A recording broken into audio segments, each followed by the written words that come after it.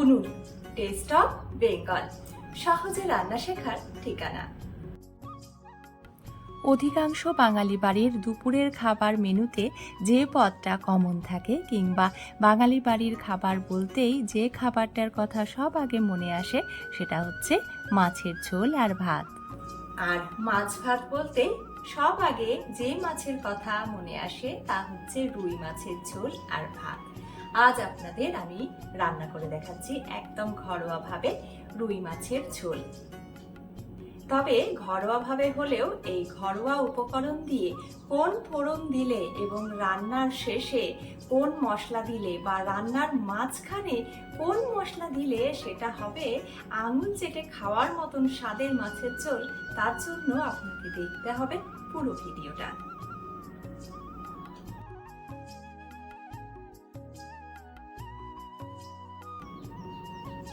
আপনাদের সাথে আমি পায়েল সরকার। শুরু করছি আজকের রান্না। রান্নার জন্য আমি একটা রুই মাছ নিয়েছি। মাছটা খুব ভালো করে ধুয়ে নিয়ে তাতে প্রথমেই নুন আর হলুদ মাখিয়ে নিচ্ছি।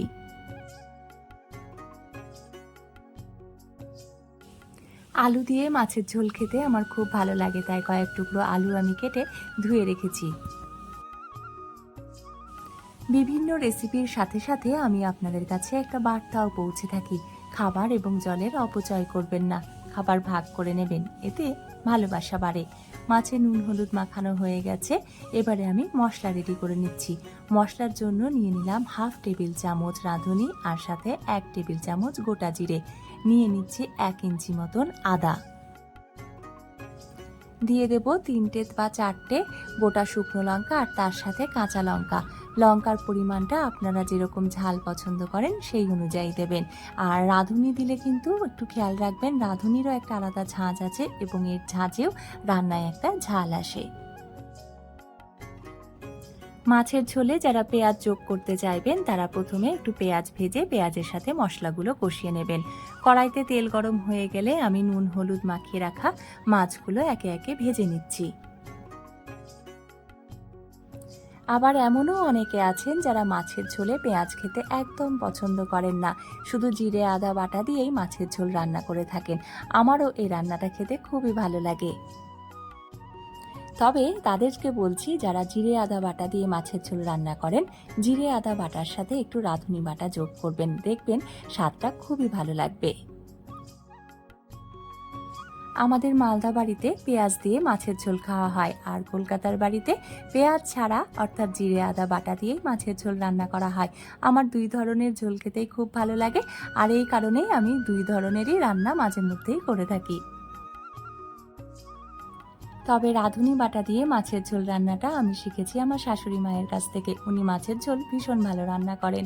মাছ ভাজা হয়ে গেলে আমি কয়েক টুকরো আলু সামান্য লবণ দিয়ে ভেজে নিচ্ছি। উনুন টেস্ট অফ বেঙ্গল সবসময়ই আপনাদের কাছে বিশেষ বিশেষ রান্না কিংবা রোজকার রান্নাগুলো খুব সহজে পৌঁছে দিয়ে থাকে, তাই উনুন টেস্ট অফ বেঙ্গলকে আপনার রান্নাঘরের সাথী করতে একদম ভুলবেন না। আলু ভাজা হয়ে গেলে ওই তেলে আমি ফোড়ন দিয়ে দিলাম তেজপাতা, শুকনো লঙ্কা আর সাথে দিয়ে দিচ্ছি 5 ফোড়ন। 5 ফোড়নের গন্ধে ঝোলে দারুণ একটা সুবাস আসবে। আর তারপরে দিয়ে দিলাম অর্ধেক টমেটো কুচি।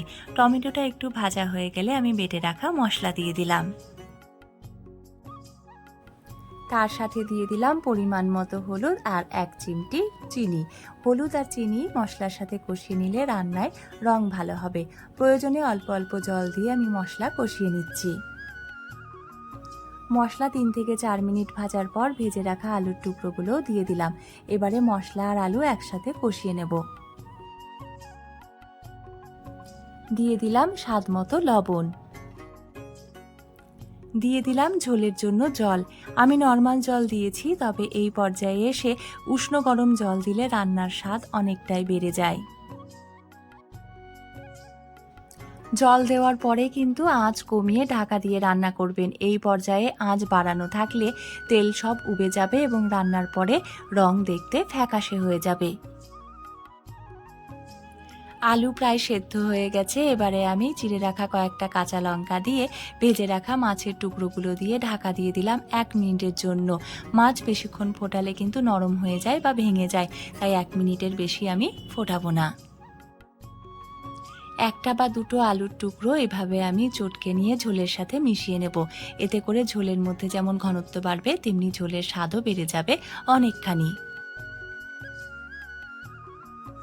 এবারে একটুখানি গোলমরিচের গুঁড়ো দিয়ে নামিয়ে নিলেই হয়ে গেল রেডি আমাদের রুই মাছের ঝোল, যেটা খেতে লাগবে খুবই ভালো। আপনারা এতক্ষণ দেখছিলেন উনুন টেস্ট অফ বেঙ্গল।